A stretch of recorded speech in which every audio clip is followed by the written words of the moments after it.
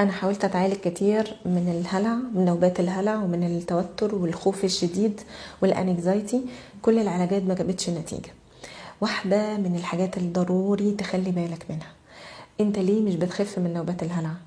لان نوبات الهلع في حد ذاتها او الانكزايتي هم اصبحوا دايرة الامان بتاعتك. الخوف والهلع والانكزايتي كلها استراتيجيات حماية من الخطر، ايا كان الخطر ده انت مسميه. يعني هل هو موت حقيقي او موت انت خطر انت شايفه مسميه حاجة نفسيا جواك ان ده خطر، فهو جاي. الدايرة بتاعت النوبات دي هي بالنسبة لك بقت دايرة الأمان اللي بتحميك من إنك تخرج للدايرة اللي أنت مش عارفها، للحاجة اللي أنت خايف منها. فهي لوحدها اتبرمجت في جهازك العصبي، طول ما هي موجودة إذا أنت في أمان. دي الفرامل بتاعتك، فأنت كل ما بتحاول تبطلها كأنك بتفصل الفرامل. هل في عربية تبقى دايرة من غير فرامل كده ده امان؟ لا.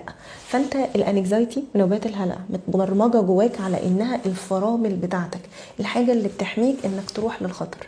علشان تقدر تتعالج منها محتاج تعيد صياغه الامر، ان دي اللي بتسيب الفرامل، مش هي الفرامل اصلا. ان دي اللي منعاني اعيش، ان دي اللي منعاني انجز، ان دي اللي منعاني اتواصل مع الناس بشكل احسن. لو قدرت تعيد البرمجه دي حقيقي انت هتقدر تتخلص